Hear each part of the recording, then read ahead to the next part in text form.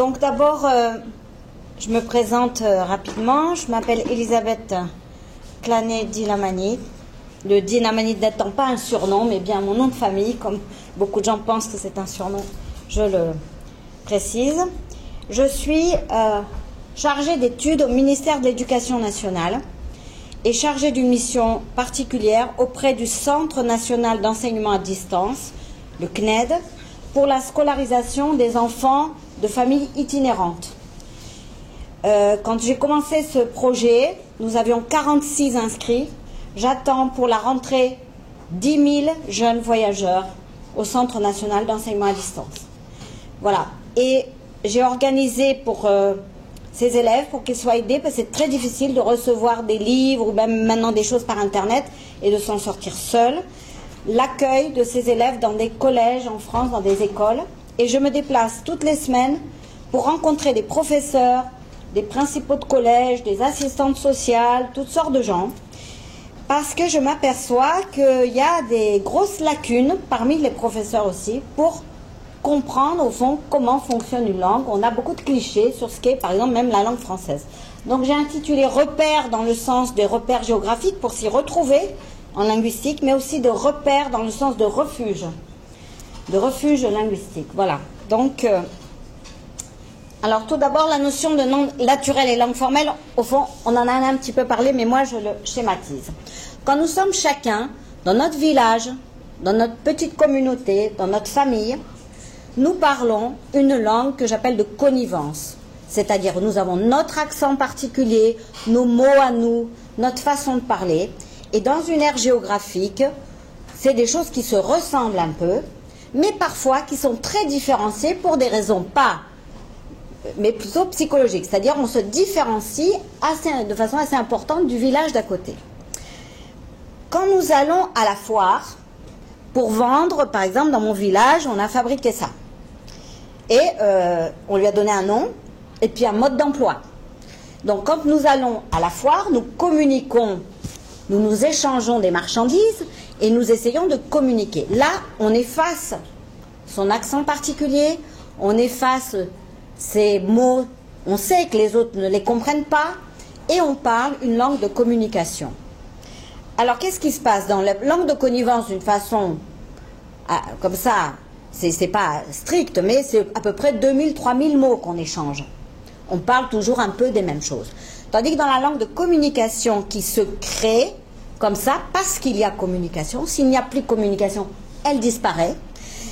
Il y a un échange de mots et on monte à 8000, 10 000, 15 000 mots. Des mots et des concepts en même temps. Voilà. Et puis, c'est le mésolex que j'appelle la langue de communication. Et puis il y a ce qu'on appelle l'acrolecte.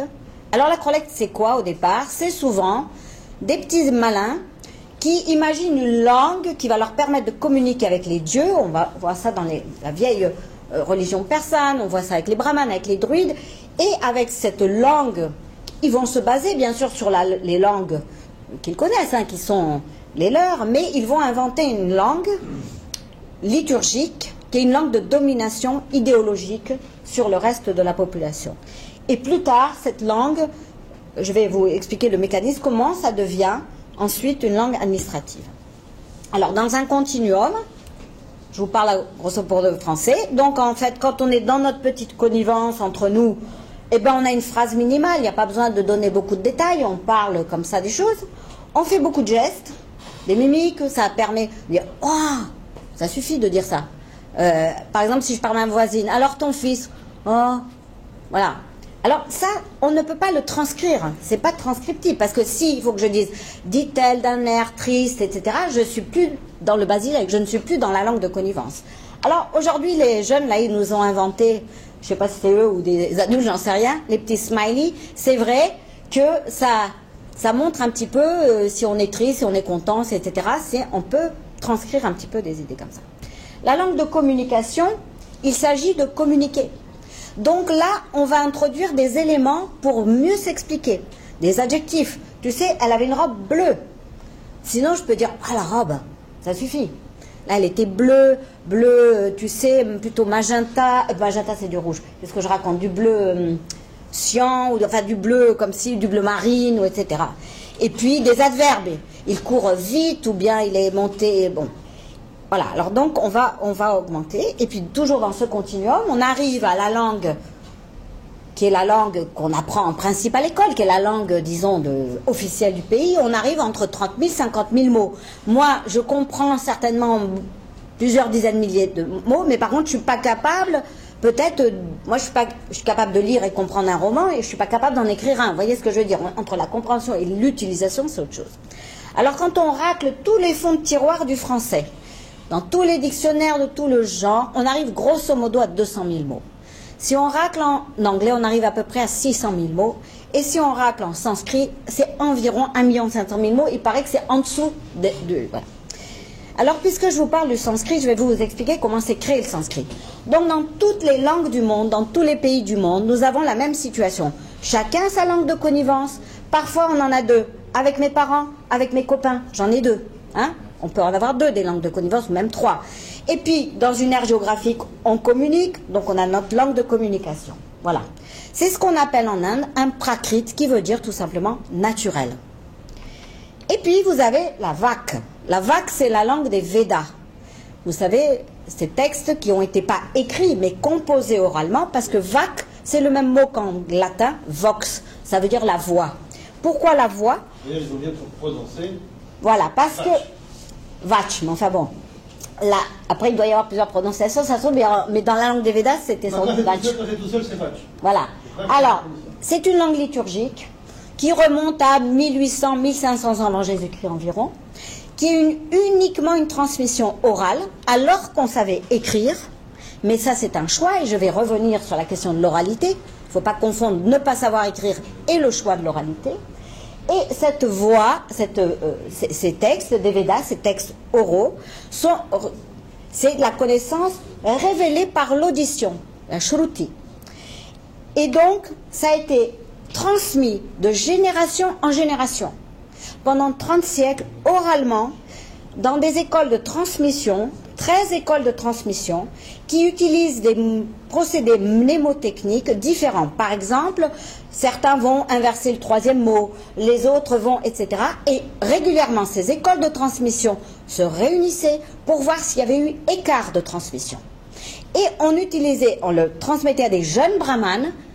Pourquoi? Parce que il faut le transmettre très tôt, parce que c'est comme le téléphone quand vous téléphonez à la préfecture. Si vous n'avez pas, vous savez, vous téléphonez, on dit appuyez sur étoile, 1, etc. Puis après, prononcez, dites le service que vous voulez. Alors, carte d'identité, permis de conduire, etc. Si vous n'avez pas l'accent parfait, vous allez vous égarer. Bon, eh bien, les dieux, excusez-moi s'il y a des hindous, mais enfin, l'idée, c'est un peu ça. C'est si vous n'avez pas la prononciation parfaite, vous ne pouvez pas communiquer correctement avec les dieux. Or, les brahmanes avaient un rôle important à jouer. Surtout quand ce qu'on appelle l'orthopraxie. Voilà. Donc, l'orthopraxie, c'est-à-dire que la prononciation et le rythme, la mélodie, la longueur, les brèves, etc., doivent être parfaites pour que ça fonctionne. Voilà. Je reparlerai de ces choses-là. Alors, au sujet de ce schéma, on a le même, par hasard, en 3 dimensions, tout à fait au début de l'émission en bas. Donc, vous avez en 3 dimensions, mais il y a eu des petits problèmes de manipulation. Le sanskrit, qui devait être représenté par une colonne en acier, a été perdu. Et je vais le retrouver, je pense, le mettre de main. Mais vous verrez les trous là où passe le sanskrit en acier, parce que, comme intangible, par définition, et les prakrits qui sont là, pour la plupart, j'aurais rajouté le niyai. Non, mais c'est un schéma. Hein. C'est un schéma. Ce n'est pas... C'est presque ça, hein. C'est presque ça. C'est presque ça. J'aurais changé les tailles et j'aurais... Oui, bah tu me... C'est pratiquement ça. D'ailleurs, ils sont en bas, et ils sont faits en bois. Ils sont faits en bois parce que c'est naturel, justement. Alors, il y a des problèmes de colle, donc ceux qui sont en dessous de la plaque n'ont pas tenu. On va pas des questions de... Alors, au 5e siècle avant Jésus-Christ, un grammairien, on va l'appeler comme ça, un linguiste, Panini, va faire un travail extraordinaire. Disons que ça a pu se faire dans d'autres langues antérieures, mais au moins nous en avons la mémoire de ça, nous le savons. Qu'est-ce qu'il a fait? Il a pris le vocabulaire des principaux prakrits vernaculaire, il n'y avait pas de prakrit à l'époque. Si, il y avait des prakrits. Du vernaculaire, prakrit, naturel. Non, vernaculaire, c'est autre chose. Non mais, Les vernaculaires. bon, mais Plutôt les vernaculaires, ce n'était pas des prakrit. en tous les cas, les langues qui n'étaient pas la VAC, voilà, qui étaient les langues parlées, naturelles, ce que j'appelle les langues de communication, peu importe, il les a pris avec la VAC et il a mis sam, ensemble, kere, faire, mettre ensemble. Sam, en romani, kerav, mettre ensemble. C'est ça le premier sens de sanskrit. Après, ça a eu d'autres sens. Et donc, il met ensemble tout ça et il décide d'une grammaire. Pourquoi il faut décider d'une grammaire? Si on prenait le français, le portugais, l'espagnol, l'italien, par exemple, le catalan, le roumain, les langues latines, on décide de faire une supralangue, on prend tout le vocabulaire, ça va nous faire beaucoup de synonymes. C'est pour ça qu'il y a beaucoup de mots dans le sanskrit. C'est qu'on a, et on continue à accueillir d'autres mots. Mais par contre, il faut une grammaire commune. Donc, si c'est les langues latines, le pluriel, par exemple, c'est S dans la plupart des langues latines. Mais en italien, c'est I. En masculin, en tout cas, I. Donc, il faudrait choisir. Est-ce qu'on garde S, on prend S, est-ce qu'on prend I, ou est-ce qu'on invente autre chose? Et donc, grosso modo, c'est le schéma. C'est ce que fait Panini, et il va dicter des règles de grammaire oralement à des jeunes, brahmanes, enfin, à ses équipes. Donc, il a son disque dur qui retient ses règles. Les disques durs, c'est... À l'époque, c'est encore biologique, on va y arriver à nouveau, des disques durs biologiques, qui vont retenir pendant des générations tout ça. Voilà l'origine du sanskrit.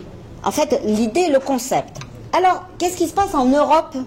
Dans l'Europe, ah oui, alors, à peu près, pas très loin de la même époque, vous avez les bouddhistes, l'émergence du bouddhisme, du jaïnisme, etc., et ils vont se rebeller contre les brahmanes. Alors le sanskrit ne sert pas pour aller acheter ces chapatis. Vous comprenez, le sanskrit, ce n'est parlé que par une certaine couche de la population, très peu nombreuse, et qui continue à la maison, dans la rue à parler leur langue de communication, si tu veux pas la pratique, peu importe, enfin la langue naturelle, disons, et à la maison, la langue de connivence de la maison. Mais ce n'est pas les femmes, ce ne sont que des hommes, et ce sont que... voilà. Et donc, les bouddhistes se rebellent et créent eux-mêmes leur propre acrolecte, le pali, qui va servir de véhicule de diffusion pour une partie du bouddhisme. Voilà. Alors, dans l'Europe médiévale, qu'est-ce qu'on a comme acrolecte? Nous avons partout des langues de connivence, des langues de communication, et nous avons des acrolectes. Nous avons bien sûr le latin, qui est la langue de l'Église catholique. Nous avons le grec qui, bien avant le latin, était un acrolecte bien avant le latin, puisque le latin c'était des vulgaires petits, pareils de petits dialectes, et on a rajouté du grec et on en a fait le latin classique. Et puis on a, selon les zones, on a bien sûr l'hébreu dans les milieux qui est un acrolecte, puisque la Bible, et puis on a également l'arabe bien sûr, et puis on a le persan, puisque dans l'Empire ottoman, en fait, le turc ottoman, c'est quelque chose comme 60 à 70% de persan. L'influence du persan est importante et beaucoup de textes, jusqu'à une époque, étaient écrits de toute façon en persan, en néo-persan. C'est l'époque seljouk. Après la décision de Karaman, tout est passé au turc. Non mais, bien après. Oui, je vous parle, voilà. Avant, le persan était vraiment ultra officiel. Voilà, mais ça c'est beaucoup plus tard qu'on passe au turc. Voilà, oui, ça va partir de Karaman. Oui. Donc, qu'est-ce qui se passe? Je vous donne l'exemple de l'allemand. En Allemagne, on est dans la même situation. Nous avons nos langues selon les aires géographiques à peu près. Voilà. Et Luther, un peu comme les bouddhistes contre les brahmanes, va vouloir traduire la Bible en allemand. Et pour ce faire, il va réunir des érudits qui connaissent les acrolectes, bien sûr, le latin, le grec, l'hébreu, etc. Et ils vont, pour pouvoir traduire cette Bible, utiliser un mésolecte supérieur qui est compris, disons, dans les milieux un petit peu plus érudits, etc., qu'on appelle le Mittelhochdeutsch, à peu près de cette région de l'Allemagne. Alors le Niederdeutsch, parce que c'est plat, c'est les plaines, Mittelhochdeutsch, on commence à monter dans les collines, et le Ober, ou bien Hochdeutsch même, c'est celui des montagnes. Voilà. Et donc, on va, avec du latin et du grec, créer ce qu'on appelle aujourd'hui le Hochdeutsch. Mais avec une syntaxe latine, qui ne correspond pas à la syntaxe, en fait, de ce qu'on parle à la maison, etc. Donc la phrase allemande, c'est pas génétiquement comme ça. C'est un travail initié par Luther, et c'est bien sûr, mais bien sûr continue après. Alors, à peu près à la même époque, voilà la situation en France. Voilà la France. Alors j'ai mis un code couleur, tout ce qui est plus dans les bleus, ce sont des langues latines. Ce qui est là-bas sont les langues celtes. Dans les roses, c'est plutôt les langues germaniques. Donc nous avons le flamand, nous avons des langues alsaciens, etc., plutôt proches de l'allemand. Puis nous avons donc le basque, que j'ai entouré de rouge, parce que là, ce n'est même pas indo-européen. Donc c'est une langue qui était là avant toutes les autres, hein, qui est antérieure à toutes les autres. Et alors, nous avons un mésolèque supérieur, qui est le Languedoc, hein, ce qu'on appelle le Languedoc. Ça, c'est un mésolèque supérieur. Il y a de la poésie, il y a toute une littérature, etc. Et on a, dans les langues d'oï, un mésolèque, j'appelle inférieur pour moi, enfin qui est beaucoup moins développé que les autres. Mais alors, François Ier, lui, va décider, avec l'ordonnance de Villers-Cotterêts, en 1539, qu'on va utiliser exclusivement notre langue maternelle française dans les documents publics. Qu'est-ce qu'il entend par là? Il entend par là, grosso modo, ce mésolecte-là. Moi, j'aurais été conseillère de François Ier, je lui aurais conseillé de prendre l'occitan. Et pas, voilà. Mais enfin... En plus, il y avait déjà plusieurs siècles de tradition en occitan, voilà. Et en français, on n'écrivait pas c'était le droit oral. Voilà. Uniquement. Alors, on va prendre pareil, les langues d'oï, le picard, le normand, etc. Pour ça qu'on a aussi beaucoup de synonymes en français, puisque tout ça vient de tout ça. Et puis, on va mettre du latin et du grec. Et on va faire ce que j'appelle l'acrolecte des clercs. Parce que les clercs, ils n'écrivaient qu'en latin, avec une structure de phrase latine. Et si vous voyez les premières phrases écrites, c'est surréaliste, c'est la phrase latine. On ne comprend rien. Alors, heureusement, vont se mêler de ça Joachim du Bellay, qui a écrit Illustration de la langue, défense et illustration de la langue française, dans ça, illustre, à la rendre illustre, comme le latin, comme le grec, et puis Ronsard, la Pléiade, voilà. Et puis quelqu'un qui va avoir un impact très important, c'est Calvin, qui va, vouloir que la Bible soit comprise et va faire une démocratisation finalement de l'enseignement et de la langue, et lui retravailler cette structure syntaxique du français pour en faire une phrase fluide, parce que nous avons affaire à des phrases absolument incompréhensibles de la part de nos premiers... voilà. Alors, je voulais vous présenter, c'est un peu long, le texte de Dante, parce que Dante, bien avant, déjà en 305, il écrit De vulgari eloquentia. Et il dit, voilà, il parle de la langue vulgaire. Il dit, ben, on n'a pas vraiment étudié la langue vulgaire, donc la langue du peuple, et je vais vous parler de ça. Alors il dit, nous dirons pour aller plus vite que nous appellerons parler vulgaire celui auquel les petits-enfants se familiarisent auprès de leur entourage. Ça me fait penser à ce que... Quand tout d'abord ils commencèrent à distinguer les sons. Et pour le dire plus brièvement, nous affirmons que le parler vulgaire, sans aucune règle, est ce que nous recevons en imitant notre nourrice. Il est ensuite un autre parler qui est secondaire pour nous, que les Romains ont appelé grammaire, grammatica, en fait le latin. Les Grecs aussi l'ont comme parler secondaire, donc cette langue compliquée, la grammaire si on veut. Hein. D'autres non, d'autres aussi, mais pas tous. Tout le monde ne connaît pas ça, ce qui veut dire. Et à cette compétence par ailleurs, peu parviennent, peu sont capables de comprendre cette langue. Car non seulement il faut un temps long pour que, par une étude assidue, nous découvrions les règles et la science. Et puis après, il dit, de ces deux parlers, le plus noble est le vulgaire, parce qu'il fut le premier à être utilisé par le genre humain. Parce que toute la terre en jouit, bien qu'il soit divisé en diverses prononciations évocables, parce qu'il nous est naturel, alors que l'autre est plutôt artificiel. Vous vous rendez compte, bien avant le travail qui est fait, voilà la réflexion de Dante.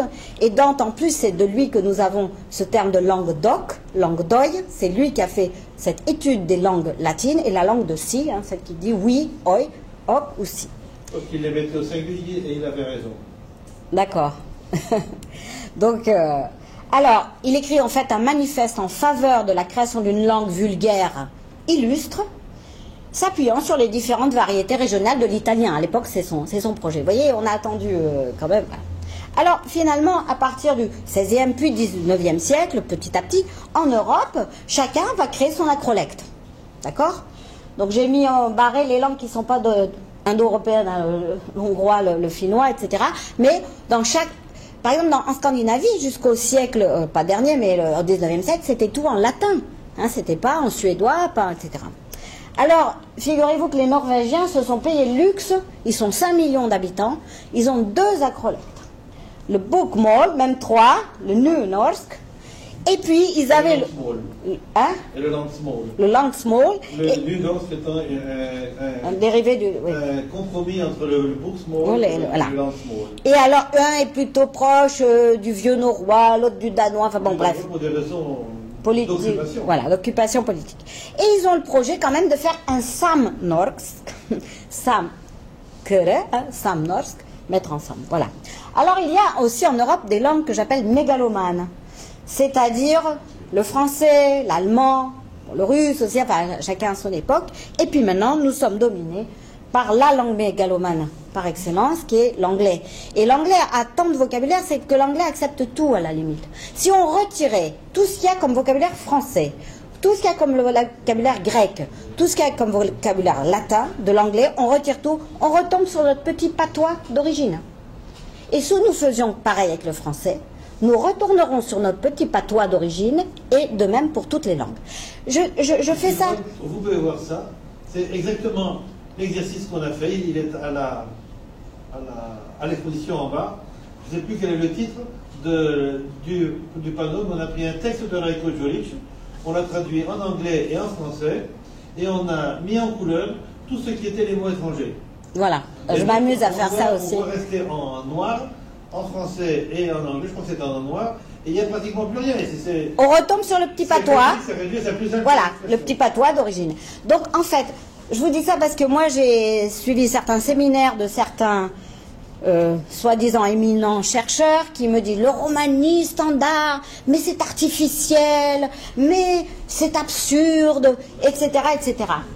C'est d'une banalité à mourir parce qu'aujourd'hui, nous avons tous les jours des langues qui deviennent langues officielles en Afrique, etc., où il faut faire ce travail que proposait Dante, vous voyez, ce qu'a fait Panini, etc., etc. Donc, des fois, on peut s'appuyer déjà sur un acrolecte de type liturgique. Et puis, voilà. Bon. Alors, pour l'hébreu, c'était différent. On avait un acrolecte, on a dû en faire, redescendre et faire une langue de communication et, bien sûr, des langues de connivence qui se créent, elles toutes seules. Ça se fait naturellement, ça. Hein. C'est pas, on n'a pas besoin d'intervention de linguiste. Ce qui m'amène à parler de la notion de diglossie et de bilinguisme.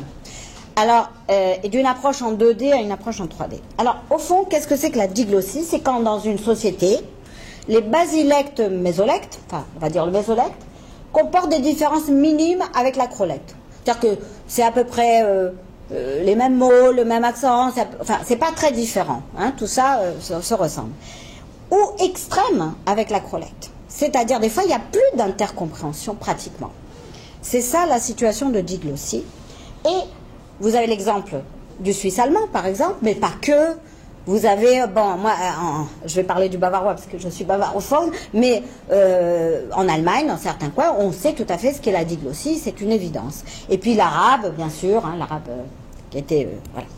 Alors, au fond, je parle de diglossie ignorée parce que, par exemple, en France, bah, la plupart de mes collègues, inspecteurs, enfin, je ne suis pas leur collègue puisque je ne suis pas inspectrice, mais pensent qu'en France, tout le monde parle à tout ça.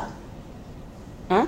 Mais en réalité, il y a beaucoup de... Dans le milieu de l'extrait, il y en a beaucoup qui pensent qu'on ne parle que celui voilà. que les collègues. Alors, voilà, sauf que beaucoup de gens, la plupart des gens, et moi, mes amis en tous les cas, ne sont pas des universitaires. C'est pas du tout ce milieu-là que je fréquente. Et les mails qu'ils m'envoient, il y a 40 fautes d'orthographe dedans, mais c'est égal. Nous sommes là pour communiquer. Nous avons des choses importantes à nous dire entre nous sur des sujets qui nous intéressent. Et on s'en fout complètement qu'il y ait des fautes ou pas des fautes. Voilà. Mais il y a beaucoup de gens qui ne dominent que ça. Il y en a beaucoup en France, des Français, et qui en plus se trouvent, merci Marcel, dans une situation de palanca, c'est-à-dire dans un huis clos où on est enfermé dans... psychologiquement, quelque part, si vous voulez, dans notre langue, dans notre huis clos. Alors ça peut être à la campagne, ça peut être en pleine ville, peu importe, on est dans son petit monde. Et en plus, le monde extérieur, quelque part, nous fait peur. Des fois, on a bien raison qu'il nous fasse peur. Et nous construisons une espèce de barrière. Donc, je te cite, Marcel, tu parles d'activité langagière réduite à l'expression des fonctions les plus immédiates de l'existence, et donc vraiment, même pas un basilecte, mais un frustolecte, comme tu dis, c'est-à-dire vraiment quelque chose de très pauvre. Alors, je vais vous parler de mon cas personnel, me voici à l'âge d'à peu près 8 ou 9 ans. En fait, ce qui se passe, c'est que moi, mon mari, qui est portugais, on a déjà été en Allemagne ensemble, il dit, bah, je parle super bien allemand, c'est simple, quand je vais en Allemagne, il pense que je suis allemande, je parle allemand, bon. Et à son patron, un jour, il lui dit, écoutez, le patron, qui travaille au Collège de France quand même, lui dit, j'ai un texte en allemand, il dit, oh, ne vous inquiétez pas, ma femme, elle parle super bien allemand. Il m'amène le texte. C'est que, en fait, moi, je ne connais pas ça en allemand, ni ça, ni même ça, moi, je connais que ça. C'est le bavarois. Donc, j'apparais bien sûr comme soi-disant bilingue, mais quand on va vraiment creuser, bon, alors entre-temps, j'ai un peu quand même amélioré la situation, mais disons, voilà la situation. Alors, moi, j'ai appris l'anglais, mais j'ai appris ça, que ça, au départ. Puis, comme j'ai eu la chance de faire des séjours linguistiques en Irlande, en Angleterre, etc., j'ai appris ça. Mais jamais ça. Parce que ça, c'est comme dit Dante, ce que nous recevons en imitant notre nourrice. Donc si vous n'avez pas été sur les genoux, si vous n'avez pas été de quelqu'un qui vous parle, vous n'apprendrez jamais ce basilecte. Vous voyez ce que je veux dire? C'est pas ce qu'on apprend et c'est pas ce qu'on peut apprendre. Si tu peux me permettre, je vais montrer un exemple à partir d'une dame qui était ici il y a un instant, la Bulgare, Ilona Tomova, parce que ça rejoint, mais par un autre côté, cette approche. Il y a à peu près 10 ans, il y avait une école d'été à Vlasina. Vlasina, c'est dans le sud de la Serbie, c'est à combien? C'est à 30 km de la frontière bulgare. Tout le monde à Vlasina va acheter en Bulgarie, c'est beaucoup moins cher. Et Madame Tomova, sociologue de son État, devait faire une série de cours de sociologie. Très bien. Et je demande à l'organisateur qui était de Belgrade, mais en quelle langue elle va le faire? Elle ne sait pas le serbe. Et il rigole. Il me dit, mais écoutez, le serbe et le bulgare, on se comprend tous. On va faire nos courses de l'autre côté. Mais faire les courses, c'est une chose. Parce que faire les courses, c'est à peu près ça. Ça ou ça. Et éventuellement, c'est ça. Mais la sociologie, c'est ça. Oui. Et tout le monde avait trouvé ma attitude c'est totalement déplacée. Madame Ilona Tomova arrive, elle parle avec tout le monde, elle boit le café, elle est assez ouverte, etc. Et elle parle, elle échange, donc tout va bien. On va dans la salle de cours, elle commence son machin, elle les sert, on ouvre des yeux comme ça, ils ne comprennent rien. Ben oui. Ils ne comprennent rien, parce qu'elle parlait l'acrolecte. Donc j'ai été obligé de traduire tous ces cours, c'était absolument absurde, de bulgare en serbe, à 30 km de la frontière bulgare. Oui, bien sûr, c'est cette situation. Voilà, donc quand on parle, alors, pour vous dire que basilecte, mésolecte ne sont pas des genres mineurs. Quand un chirurgien, un très grand chirurgien opère, il ne va pas s'amuser à faire des phrases compliquées, avec des coordonnées, etc. Et c'est minimal, efficace. Et voilà. Et puis, beaucoup de gens s'étonnent, comment il a fait 7 ou 8 ans d'anglais, d'allemand, il va dans le pays, il ne comprend rien, on ne comprend pas, bien sûr, ce n'est pas la langue de communication. Et puis, le basilecte, eh ben, c'est la langue de l'humour, de la tendresse, de la pédagogie. Le basilecte est très important. Moi, personnellement, il n'y a qu'une langue où je ris, c'est en bavarois. Quand j'écoute une histoire drôle, si c'est en allemand, c'est plus du tout drôle. Mais plus du tout. Mais c'est que chacun, comme ça, sa langue de connivence, c'est celle-là qui nous fait rire. Les autres, bon, c'est un humour plus sophistiqué, disons, ça fait rire au second, troisième degré. Mais quand on rit de bon cœur, c'est dans la langue que nous avons appris sur les genoux de notre nourrice. Et j'ajouterais le commérage.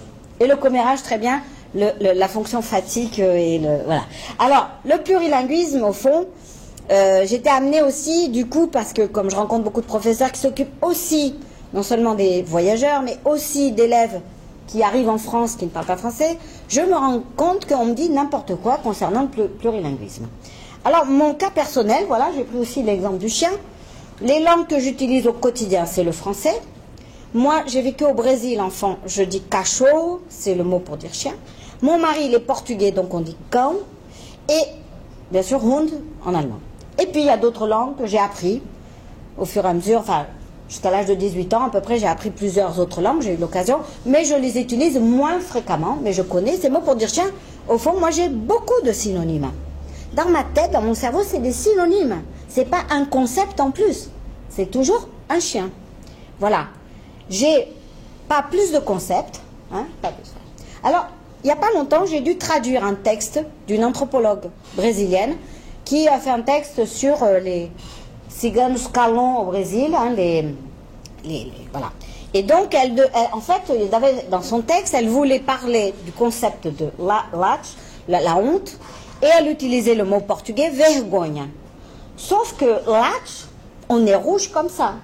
Mais quand en portugais, vergonha, c'est assez fort. Et moi, je lui dis, mais en français, honte, c'est plus que ça. On a moins honte que vergonha. Moi, si je dis vergonha, j'ai plus honte que si je dis honte. Et si je dis latch, je ne le ressens pas parce que je ne suis pas rome, mais j'imagine que c'est plus fort. Par contre, quand je parle anglais, shame, moi, j'ai absolument pas honte. C'est un mot qui est vide pour moi. Est-ce que vous comprenez? Je n'ai pas d'émotion dans ce mot-là, moi, personnellement. Maintenant, un anglais, il l'aura, un américain, enfin bon. Voilà. Donc, il y a plus de nuances, hein, mais je n'ai pas plus c'est un concept avec plus de nuances. Voilà. Alors, la dénotation, c'est le sens littéral. C'est un chien, hein, voilà. Et puis, la connotation, c'est l'ensemble d'autres éléments qui vont apporter plus de nuances. Alors, voilà ma situation linguistique à moi. Donc, j'ai dans mon petit cerveau des fichiers assez importants. Le portugais, l'allemand, le français. L'allemand, je ne sais pas pourquoi. Oui, là, il y a l'allemand, ça c'est le yiddish. Bon, enfin, bref. Donc, j'ai des fichiers où j'en ai pas mal, des mots. Voilà. Et comment ça se passe quand je suis en présence de personnes? Alors, j'ai essayé de réfléchir comment je fonctionne. Ça ne veut pas dire que tout le monde fonctionne comme ça. En fait, quand je suis avec des Allemands, eh ben, c'est comme si tout était... L'interrupteur était fermé. J'oublie complètement que je sais parler d'autres langues. Et je ne parle qu'allemand. Donc, c'est Hund. Voilà. Si ces Allemands sont bavarois, alors là, je me sens bien sûr, je mets mon Dirndl dans ma tête, et ce n'est plus un chien, un Hund, c'est un Dackel.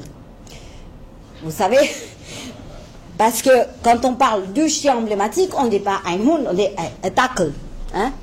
Was meinst du, bin ich wie ein Dackel oder was? Voilà, on parle d'un Dackel. Quand je suis avec des Brésiliens, pareil, j'oublie complètement, je ne me souviens plus que je parle allemand. Donc je parle cachorro, mais si ces Brésiliens, ils sont d'où je viens, où j'ai vécu, on parle un dialecte qu'on appelle le caipira, qui est parlé quand même pas.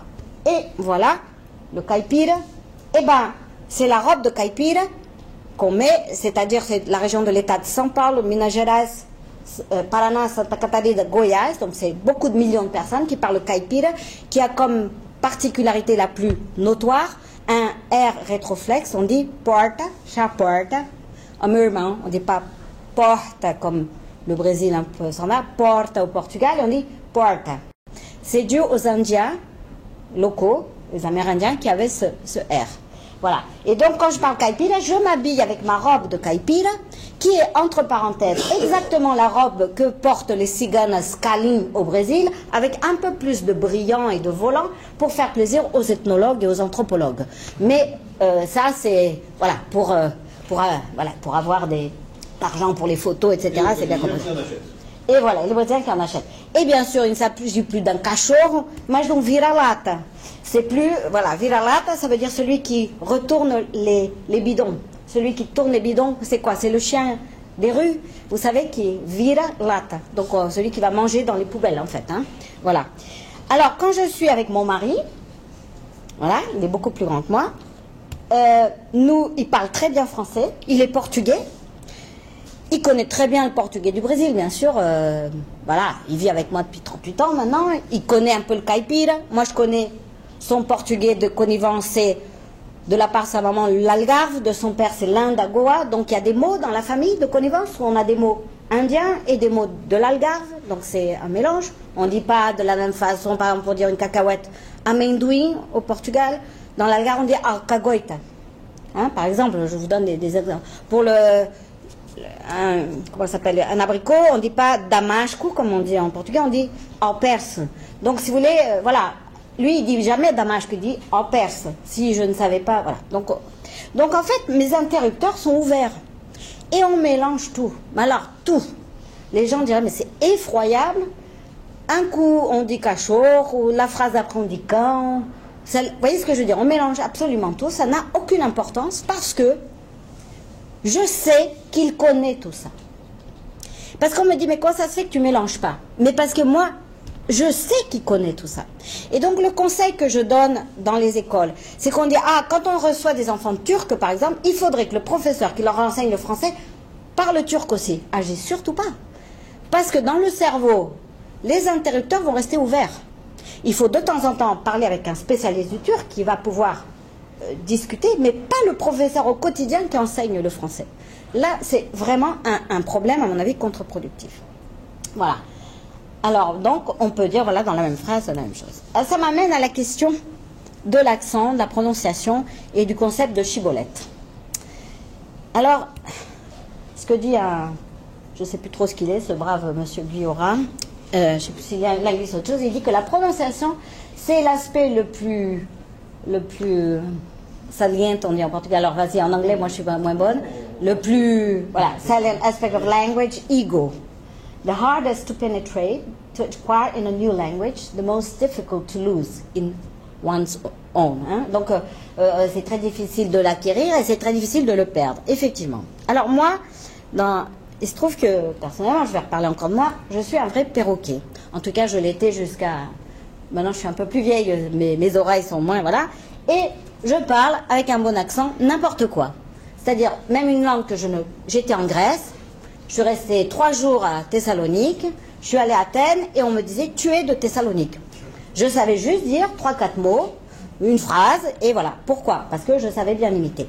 Ce qui est très intéressant parce que c'est du bluff. C'est-à-dire, j'ai fait un examen de russe, je savais rien en grammaire, j'étais nulle, mais comme j'ai entendu le russe très petite chez moi, parce que je suis une famille en partie russe, je ne savais pas du tout, je ne comprenais pas, mais l'accent, il est rentré.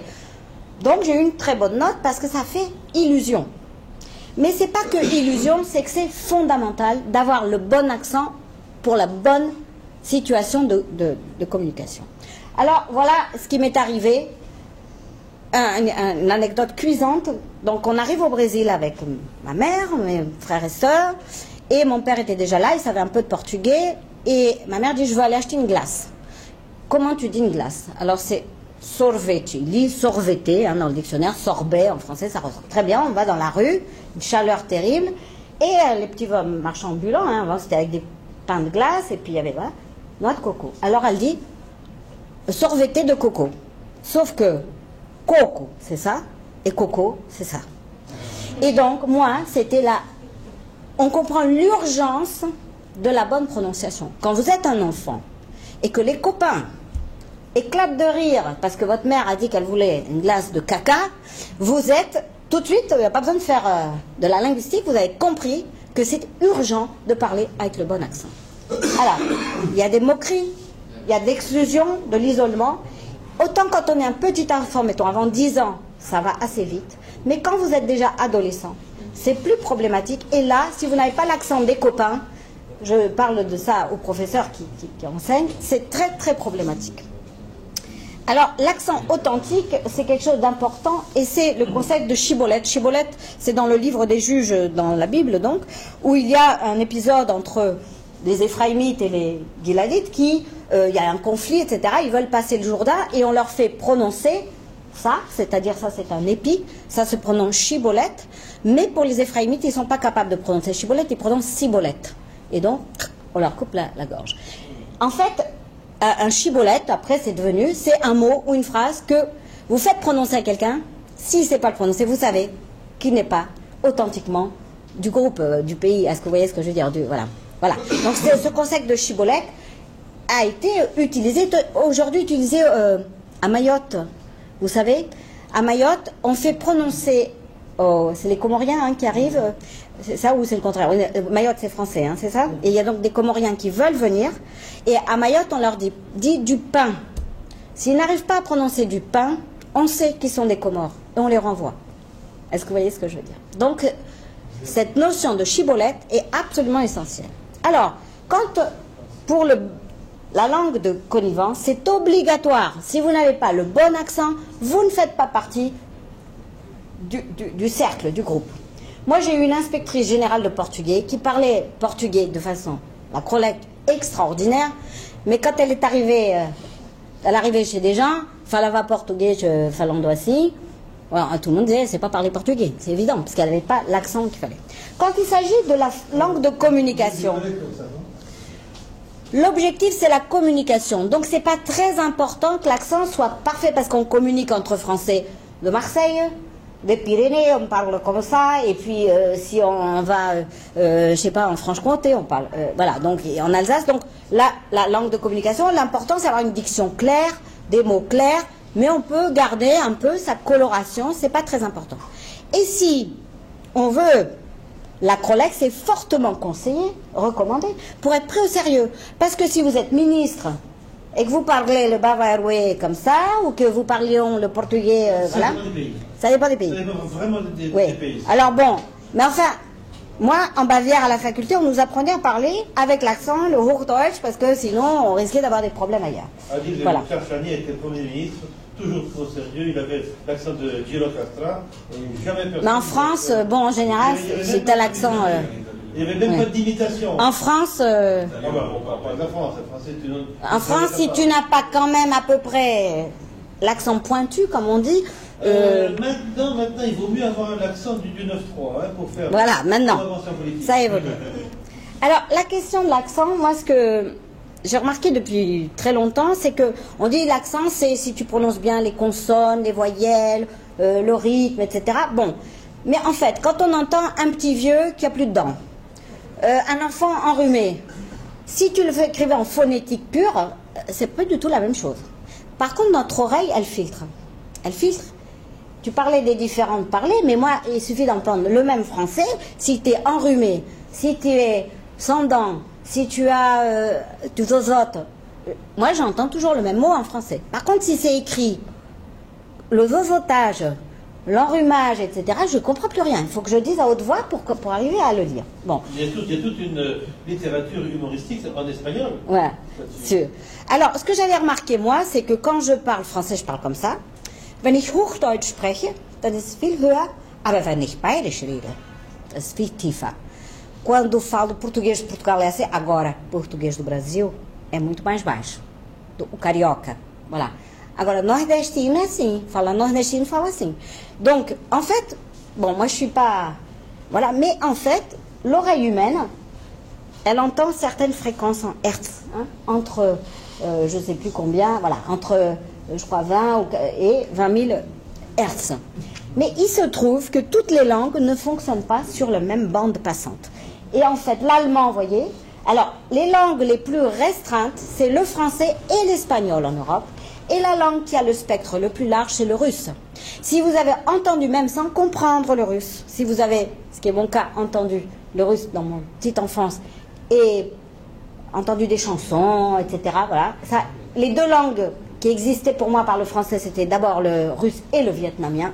Je trouve que ma famille avait vécu au Vietnam. Et le radé, qui est une langue des montagnes du Vietnam, que parlait mon père. Donc, moi, pour moi, les langues qui existaient, il y avait le vietnamien, le radé et le russe. Je ne savais pas qu'il y avait d'autres langues. Hein. J'ai appris après qu'il y avait l'allemand, etc. Quand je parle de toute petite. Et donc, c'est vrai que cette histoire... Alors, si vous avez... Je conseille, moi... Écoutez du russe, répétez du russe, faites des chansons, parce que, qu'est-ce qui se passe? C'est qu'après, notre oreille devient pas complètement sourde, mais un peu sourde, et donc nous ne sommes plus capables d'imiter ce que nous entendons. Et en fait, on a fait une expérience en anglais, on lui a fait lire un texte, puis après, on l'a enregistré, on a changé la fréquence, et on lui a fait écouter, il ne comprenait plus, il ne se comprenait plus, parce que c'était plus la bonne fréquence. Et donc, c'est très important parce que, par exemple, entre espagnol et portugais, on me dit toujours, c'est bizarre, les portugais s'énervent, les espagnols ne nous comprennent pas, nous, on les comprend. Oui, eh bien, le vocabulaire est le même, ça paraît la même langue, enfin, c'est incroyable. Qu'est-ce qui se passe? Il y a la question des voyelles à tonne entre le Portugal et le truc, mais pourquoi les Brésiliens qui n'ont pas de voyelles à tonne, on ne se comprend pas beaucoup plus non plus? En fait, c'est une question de fréquence, parce que le portugais est plus proche du russe. En fait, le portugais d'ailleurs a un accent, si vous connaissez un petit peu, voilà, pas du tout linguistiquement, hein, mais je vous parle de fréquence. Hein, voilà. Donc en fait, je vous parle, comme je parle aux professeurs avec lesquels je travaille, je leur dis de faire au fond de la musique, si vous voulez. Il faut faire travailler l'audition, il faut faire travailler, voilà. Et ce que tu disais tout à l'heure sur les différents dialectes, voilà, ou les différentes variantes. Pour éviter le mot. Bon, enfin bon, peu importe les différentes variantes ou les différentes, voilà. Il y a aussi la capacité de les entendre bien, voilà. Et en fait, il y a quand même vraiment quelque chose de très réel qui n'est pas juste parce qu'on met de la bonne volonté ou pas. C'est vraiment très important. Mais il y a l'autre moitié du phénomène aussi, parce que ça c'est la phonétique acoustique, oui. Et il y a la phonétique articulatoire. Oui. On ne va pas parler de la même façon. Je parle français maintenant, le français des cours, mais si je parle voilà. Tu vas baisser le... parler, voilà.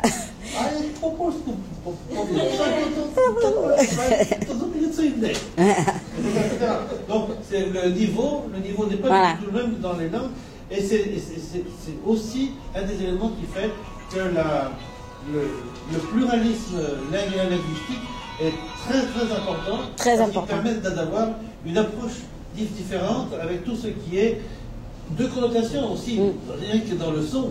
Bien sûr. Dans la musique, elle véhicule ces connotations. Dans les deux phrases que j'ai prononcées, une en serbe et l'autre en polonais, j'ai vu des personnes différentes. Bien sûr. Devant moi. Voilà. Un autre type de vous prendrez encore là-dessus, ou bien d'autres qui disent, pour plus cher que tu as raison de souhait. Essayez de dire ça en croix, ça ne marche pas. Ben voilà.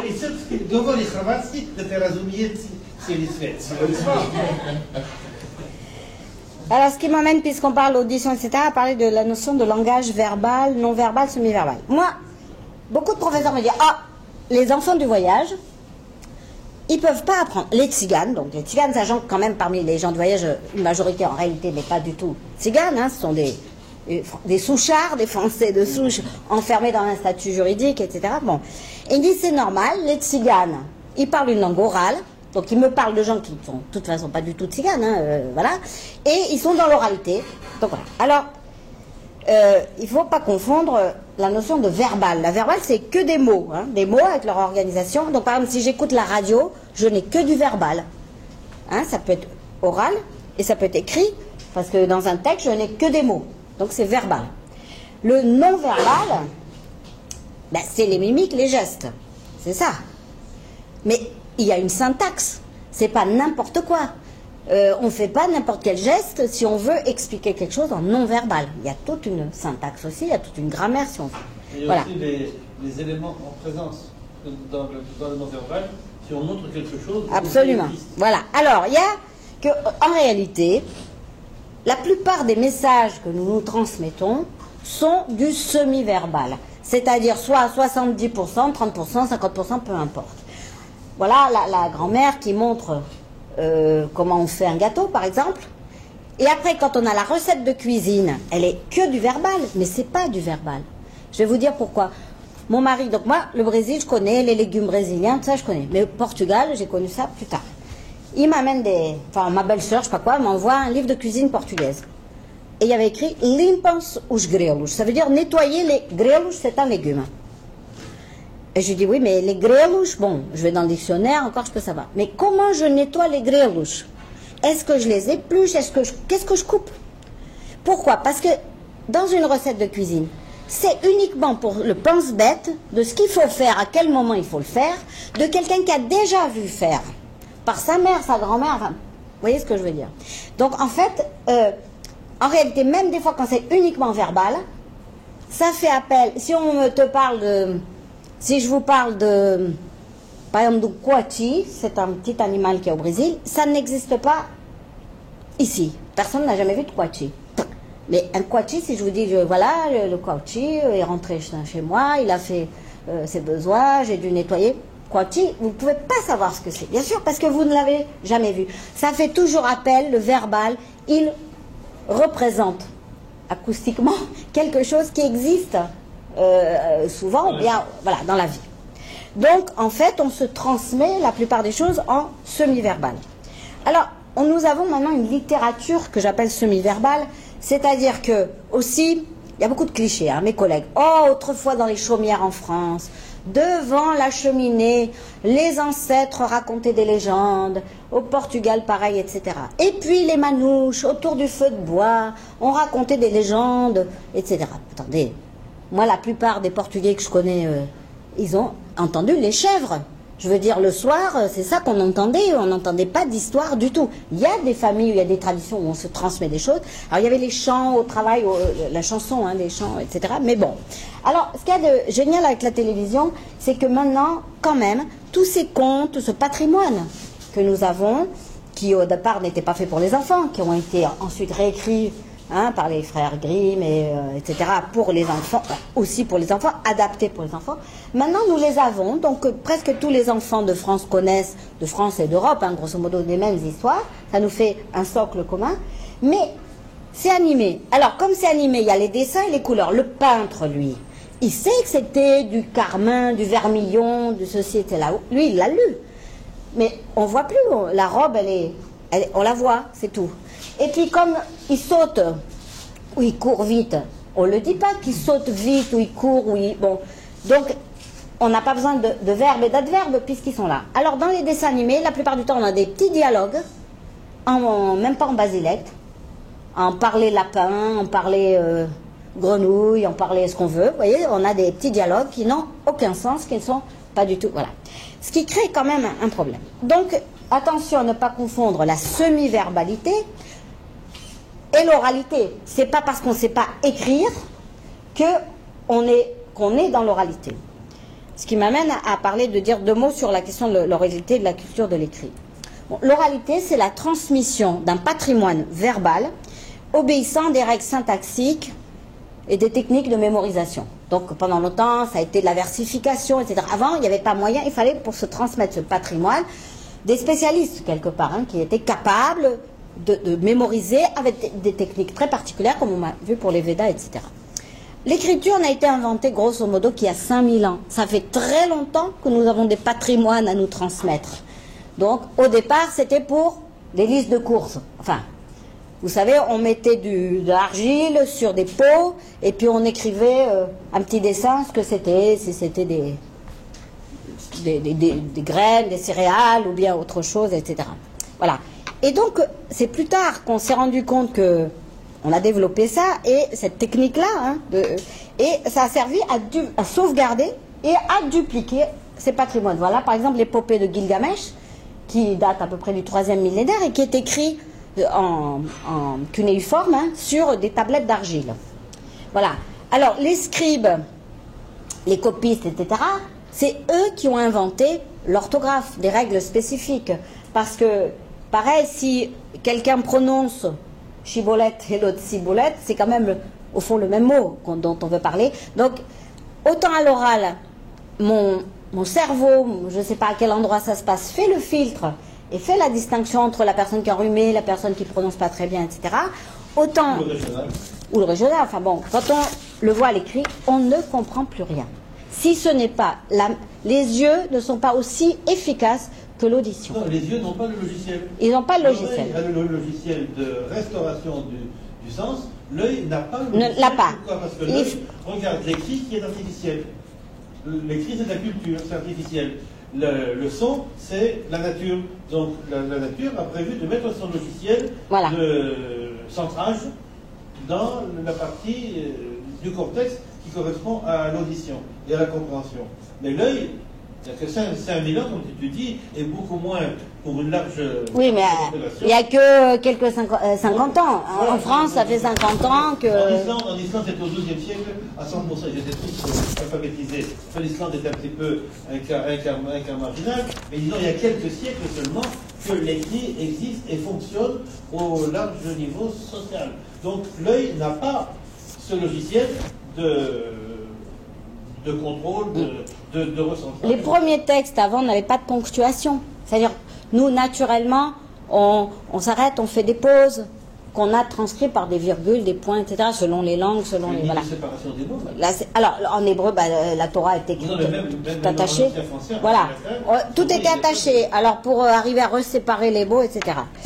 Alors, en fait, c'est une invention de techniciens, pas d'érudits, pas de grand esprit. Parce que Montaigne avait son secrétaire, bien sûr. Vous pensez bien, Montaigne n'écrivait pas. Les grands érudits médiévaux, etc., ils avaient des gens qui copiaient ce qu'ils racontaient. Voilà. Alors, aujourd'hui, les grands directeurs d'entreprise, etc., ils parlent en basilecte à leur assistante, elle n'est plus la secrétaire, assistante de direction, il dit « Ouais, bon, l'emmerdeur, là, tu me dis, ouais, il a qu'à se pointer la semaine prochaine. » Et elle écrit « Monsieur, veuillez croire à l'expression de nos sentiments. » Elle écrit en acrolecte d'éclair, et lui, il parle en basilecte, parce qu'il n'a pas de temps à perdre. Hein, il n'a pas de temps à perdre, il est efficace. Voilà. Ça donnait lieu à pas mal de sketchs en Pologne à l'époque du communisme, justement. Alors, voilà, moi, mon ordinateur là, mon petit téléphone, figurez-vous que je peux lui dicter. J'ai pas besoin d'écrire. Le fameux article que j'ai traduit, je l'ai lu en portugais, paragraphe, hop, je dictais en français. Simplement, il faut que je dise, ouvrir les guillemets, fermer les guillemets, 2 points, ouvrir la parenthèse, fermer la parenthèse, virgule, point virgule, à la ligne. C'est-à-dire, si je ne connais pas les codes de l'écrit, lui, il est bête, il ne comprend pas non plus, il ne sait pas. Alors ça fait un texte qui est des mots comme ça qui se suivent, on ne comprend plus rien. Parce que quelqu'un me disait, j'ai un oncle qui voit plus très bien, qui voudrait écrire des choses. Alors on me dit, tu devrais lui acheter, je sais pas, un ordinateur comme ça, il pourrait parler à l'ordinateur. Sauf que mon pauvre oncle, il va jamais se souvenir qu'il faut qu'il dise ouvrir la parenthèse, fermer la... Encore ouvrir la parenthèse, on y pense, mais la fermer, on a oublié qu'il fallait la fermer. Est-ce qu'il a toutes ses dents? Non, en plus, il n'y a pas toutes ses dents, voilà. Alors, donc, en fait, on me dit c'est catastrophique, on n'écrira plus. Et on s'en fout si on n'écrit plus. Moi, tant mieux si j'ai plus à écrire. Ça me fatigue les doigts, j'ai déjà des rhumatismes, etc. Si je peux parler, tant mieux, mais c'est très fatigant de raconter toutes ces histoires de ponctuation. C'est très, très fatigant.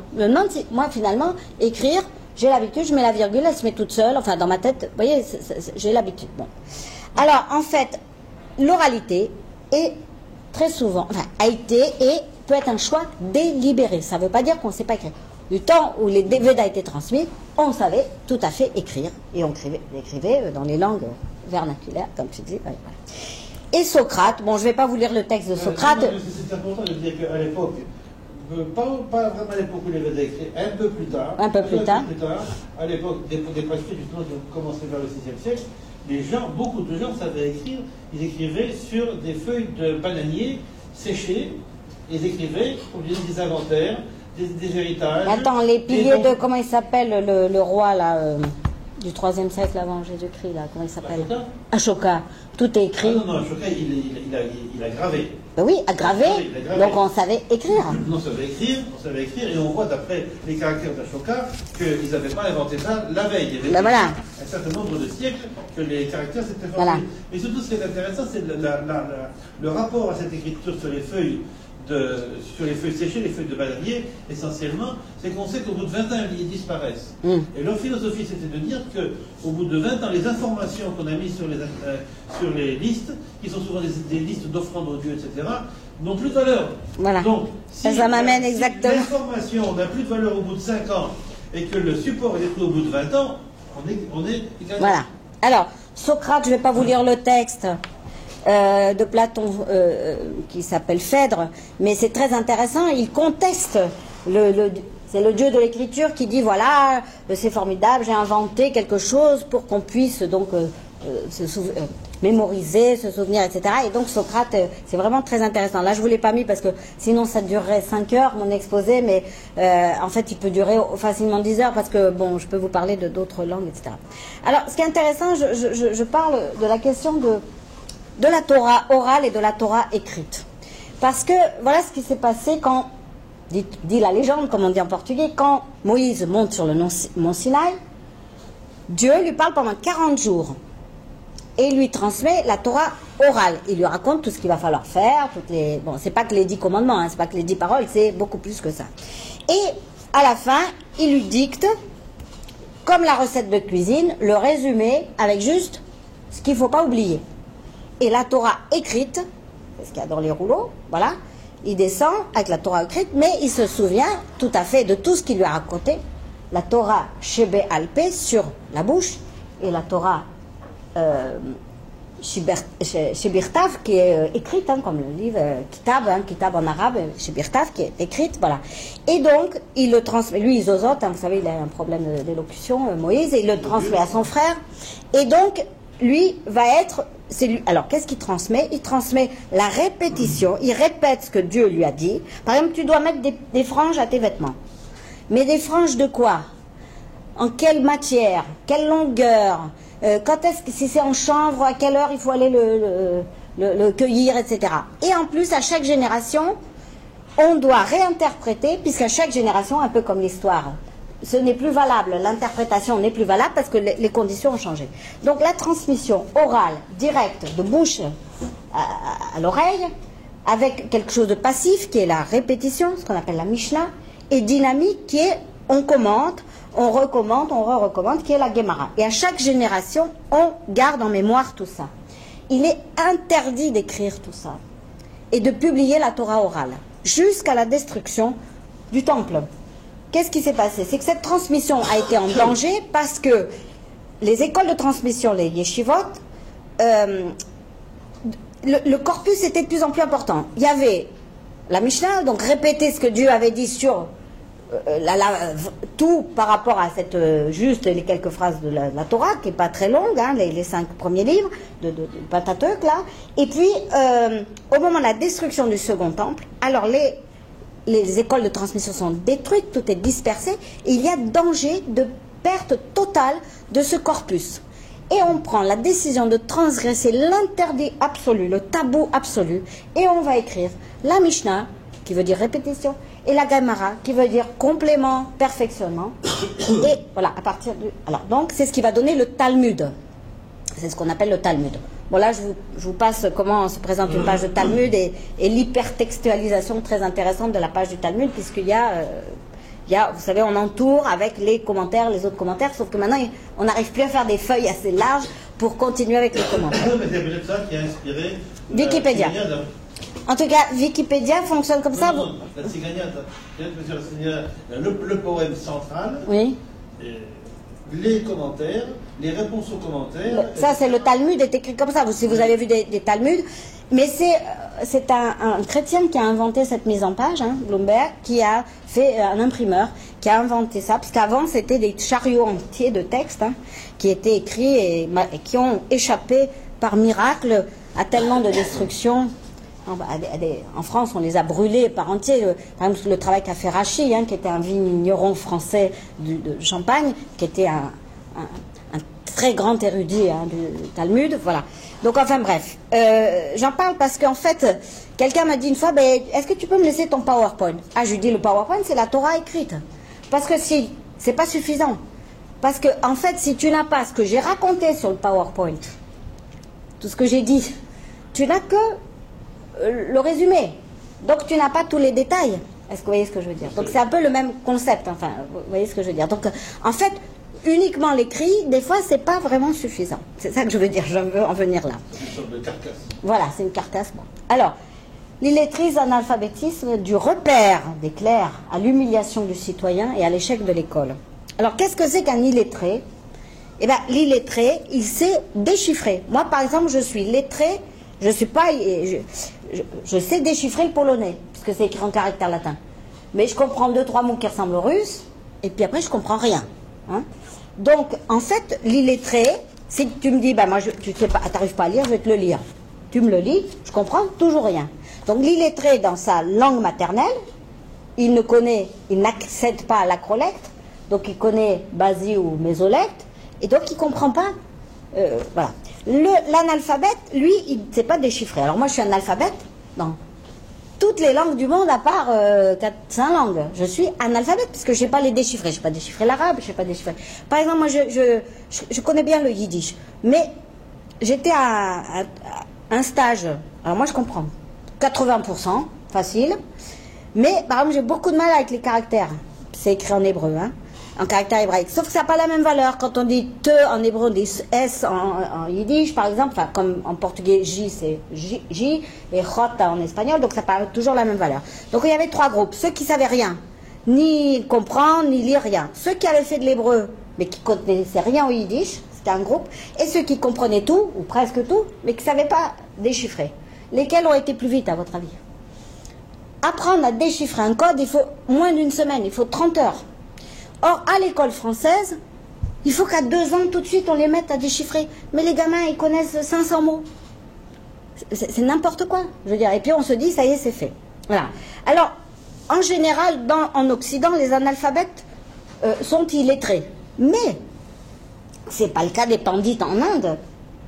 C'est pas parce qu'on ne sait pas déchiffrer ou écrire qu'on est illettré. On est lettré. On peut être lettré. Voilà. Donc, il existe des analphabètes lettrés. Donc en Inde, pour ces brahmanes, l'écrit n'a pas de valeur. De toute façon, les scribes, c'était des basse castes qui faisaient le travail. Voilà. Et moi, j'ai fait ma maîtrise sur les repinchistes au Brésil. Repinchistes, ça veut dire tout à coup.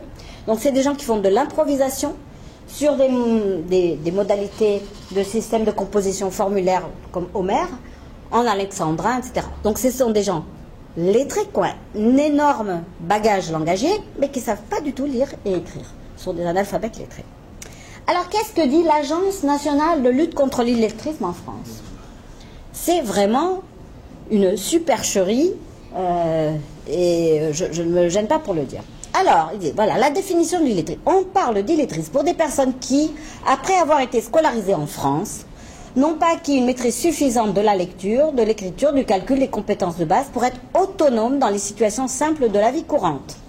Alors, écoutez, les situations simples dans la vie courante dont nous avons tous besoin, c'est l'invasion des écrits juridico-administratifs rédigés tous dans cette acrolecte des clercs qui est une véritable offense et une humiliation de tous citoyens que nous sommes. Je vais vous donner encore un exemple personnel. Mon père, qui a fait des études très supérieures, reçoit un papier de numéricable.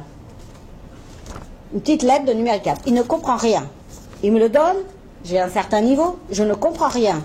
Je le donne à mon mari qui a un certain... On ne comprend rien. Je téléphone, et là, dièse, étoile, appuyer sur un, etc. Bon, ça dure 8 minutes. Pour me dire, ce qui est quelque chose de très banal, donc j'ai payé genre 8 ou 10 euros. C'est fait pour, hein.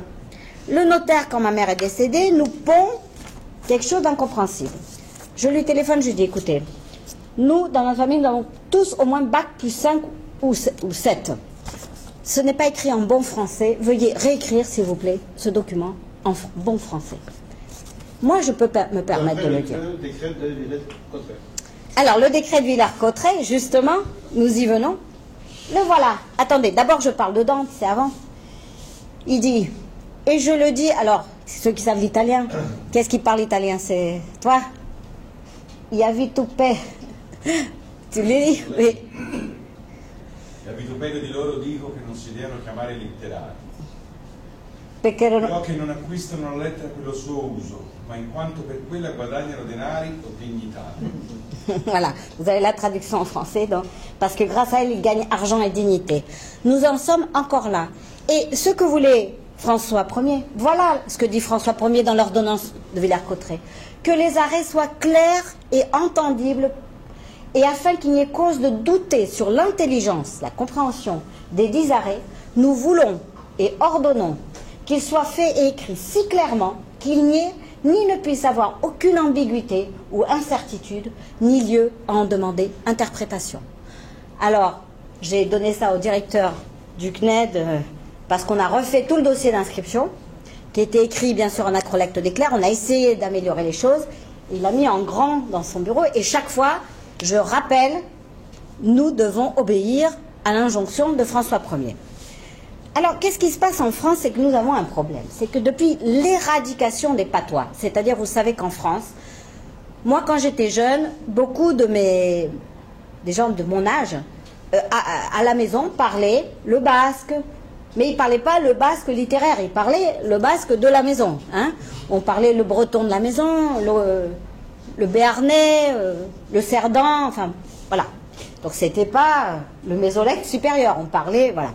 Et quand on arrivait à l'école, eh ben, l'instituteur, il n'avait pas besoin d'être linguiste, il savait qu'on ne parlait pas français. Quand j'ai commencé à enseigner, c'était en Normandie, je faisais passer le concours pour l'école normale des instituteurs, et il y avait une épreuve de normand.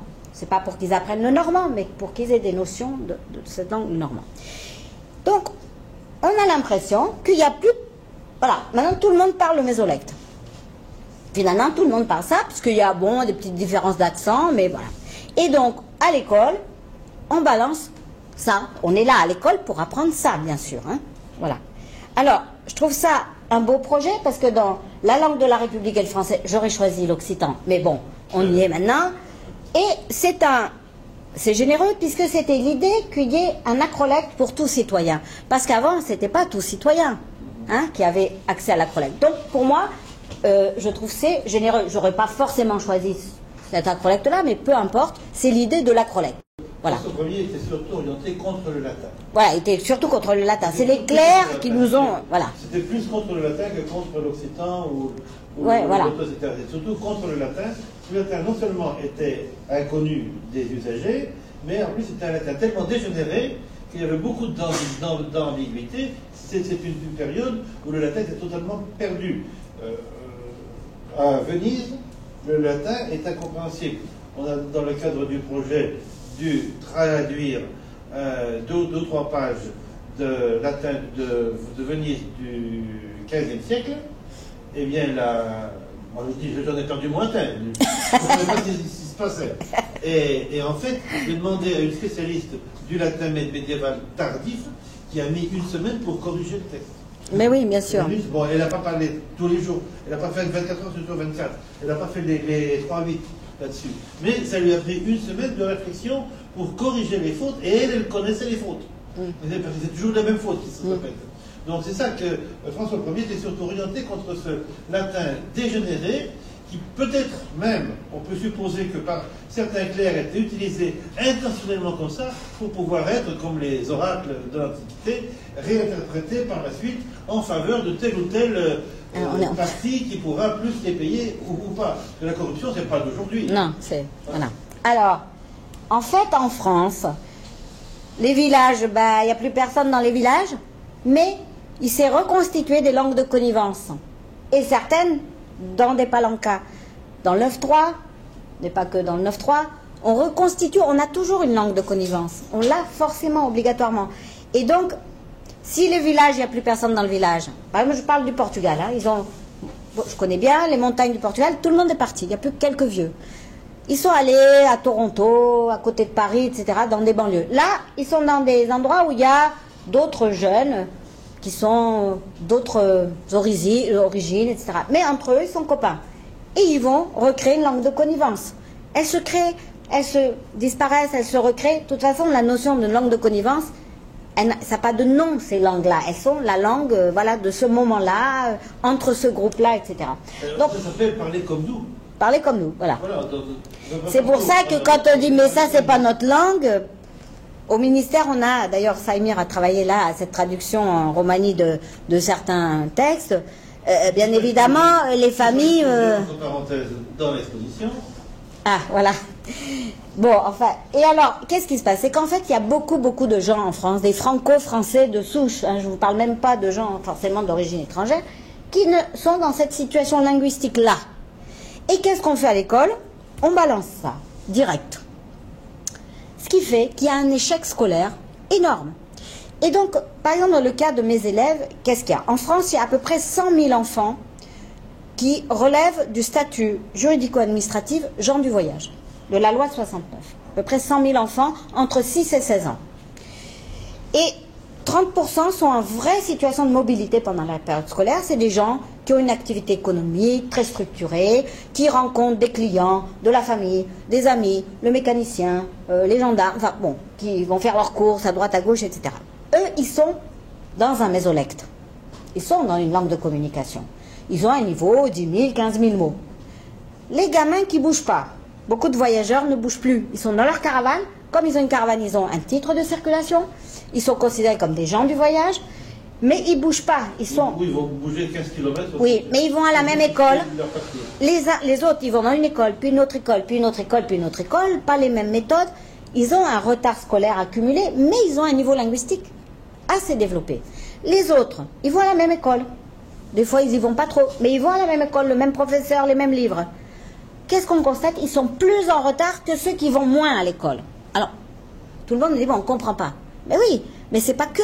C'est beaucoup de petits Français dans cette situation. Voilà. Et donc, en fait, nous avons alors, par exemple, en Bavière, pour revenir sur un environnement que je connais bien, figurez-vous qu'en Allemagne, là où il y a le moins d'échecs scolaires, c'est en Bavière et en Saxe. Là où on parle un allemand le plus distant de l'allemand standard. Pourquoi? Parce que on sait que le gamin, il ne parle pas le Hochdeutsch, ça c'est évident. Donc il arrive, il parle son bavarois de son village, hein, parce que c'est pas le même celui d'à côté. Hein. Bien sûr, c'est tout comme ça.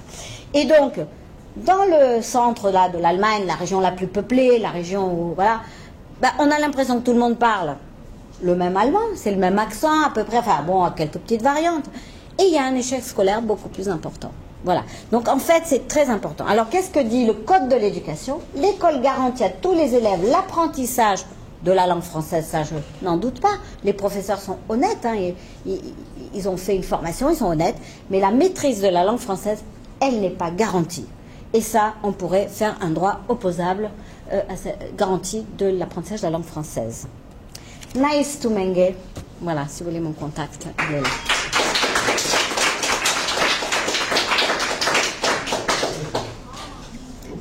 Ça a résumé un petit peu des choses que vous avez... Oui, oui. Voilà. Mais moi, je suis très... Et le visuel, et l'audition, et tout ça est important. Question? Seulement, par rapport au français, c'est pas très bon. À l'espagnol? Oui, c'est... C'est ouais, mais il vaut mieux parler français peut-être pour toi. Je vais parler français. Ouais. Seulement dire que c'est très intéressant, ça que vous allez dire. C'est une position, pour moi, très, très, très bonne. Et j'aime beaucoup ce que vous allez dire de la standardisation de la langue. C'est très important pour nous, pour les Romains. C'est un besoin. Et un bon exemple, c'est en Espagne et aussi au Portugal, parce que nous, les Gitans, les Romains de l'Espagne et du Portugal, nous avons perdu les langues. Alors, quelle variante romanesque nous devons retourner? Les Calderas, les Buvetti, les Shinto, non. Le meilleur, c'est les langues standards, parce que ce n'est pas les langues d'un pays concret, c'est les langues de tous les pays. Et Ça n'empêche pas qu'à la maison, avec votre communauté, votre famille, vous parlez la façon dont vous voulez parler. à l'Espagne, nous ne parlons rien de roman. Je sais, oui. Nous parlons seulement des mots et la grammaire est totalement perdue. Oui, je connais, oui. Au Portugal et aussi à quelques endroits de la France. Bah, au Brésil aussi, et puis voilà. Oui. Et c'est pour ça que c'est très très important de faire ce type de projet, c'est très important de faire un reconnaissement à ce niveau de la langue. Voilà. Moi, je montre, là, je ne parlais pas du Roumanie en particulier, mais j'ai déjà fait l'exposé concernant particulièrement le Roumanie pour expliquer que ça n'a rien. Ça n'empêche pas qu'à la maison, vous parlez ce que vous voulez. Si vous êtes à Perpignan, quand vous êtes gitan, vous parlez en fait catalan. Voilà. Mais voilà, donc en fait, personne ne va vous empêcher. On doit. Mais si on veut avoir une communication avec d'autres, la chose c'est, est-ce qu'on est dans la connivence? Je me mets moi dans ma connivence. Moi, je suis que Caldera, les autres, j'ai pas envie. Voilà. Donc je parle. Et donc ce jeu toujours entre la connivence, la communication et après au-dessus la collecte. Alors, par exemple, on dit en Scandinavie, apparemment en Finlande, c'est génial, il n'y a pas d'échec scolaire. Mais vous savez pourquoi? Parce que le finnois, c'est au 19e siècle qu'on a créé vraiment une standardisation, disons, de la langue finlandaise, du finnois. Mais qu'est-ce qu'on a fait? On a fait un mésolecte supérieur. Parce que quand on passe à des études vraiment supérieures, on passe à l'anglais ou à l'allemand. On n'a pas tout traduit en finnois, vous comprenez? Le finnois est très beau. Alors, par exemple, en Inde, dans le nord, on a fait le hindi. Vous savez, on est parti de l'hindustani, qui est un mésolecte, disons d'une façon, une langue de communication qui était comprise par beaucoup de gens. On a mis du sanskrit et on a retiré tout ce qui était un peu persan arabe et on a fait le hindi. Et pour le ourdou, qui existait déjà, qui était des formes du Hindustani, on a remis plus de persan, plus d'arabe, et on a fait le ourdou. C'est Mais un peu plus compliqué. c'est très compliqué, mais schématiquement, non mais schématiquement, à partir de la même langue que tout le monde comprenait, on en a fait deux officiels. À partir d'un ensemble Oui. de parlers juxtaposés, de la partie orientale s'appuyant sur le... Mais là, tu vas plus dans le macro. Moi, je... Voilà. Et la wadi, et puis il y avait la langue des bazars.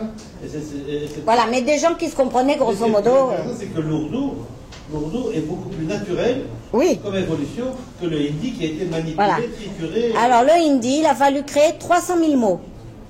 Qu'est-ce qu'on a pris? Du sanskrit. Et alors, en ourdou, alors c'est comme si en français, vous savez, on a les racines grecques et latines pour dire le cheval. On dit cheval, mais si on dit équitation, c'est le mot latin. Et si on dit hippodrome, c'est le mot grec. Hein? Hippo, le cheval. Eh bien, imaginez que vous parlez la même langue, et puis tout d'un coup, au lieu de dire mon cheval, eh bien, il y en a qui disent mon hippo et l'autre mon écousse. Alors déjà, voyez. Donc des gens qui parlaient la même langue, les voisins dans la rue, vous voyez ce que je veux dire? L'hindustani, enfin bon, cette langue, c'est très schématique, bien sûr, si on va plus voilà. Et alors, ça crée d'énormes problèmes d'illettrisme à l'école, parce qu'il y a cette dichotomie entre... Voilà. Alors, en Finlande, on apprend l'anglais dans sa partie mésolectale, etc. Puis ensuite, ceux qui font des études supérieures, d'ailleurs beaucoup d'Européens vont faire leurs études en Finlande, pas en finnois, mais en anglais. Hein? Il y a une très bonne œuvre. On apprend à déchiffrer à partir de l'âge de 7 ans, pas avant. Ce qui est une très bonne chose, parce qu'à 7 ans, on a déjà un bagage linguistique qui permet que quand on va utiliser le code, on va tout de suite pouvoir s'en servir, vous voyez? Et donc, comprendre déjà des choses, sinon on ne comprend pas. Donc, en fait, il y a des implications très graves sur, pour moi, au fond, l'humiliation des citoyens. Voilà. Alors, par exemple, le tamoul en Inde du Sud, bon, le tamoul est un mésolecte très supérieur, mais on n'a pas décidé de faire comme le hindi, tout un... Voilà. Donc, on fait jusqu'à peu près à 15-16 ans en tamoul, et puis après, on passe à l'anglais. Ce qui fait qu'eux, ils trouvent plus facilement du travail que ceux qui ont dû faire tout ça en hindi, dont c'est pas la langue à la maison. Au besoin, pas du tout la langue. Donc il y a tout cette... ce qui m'intéresse, c'est l'implication sur la question scolaire. Les très grandes différences entre le parler officiel, les parlers standards et les parlers... voilà.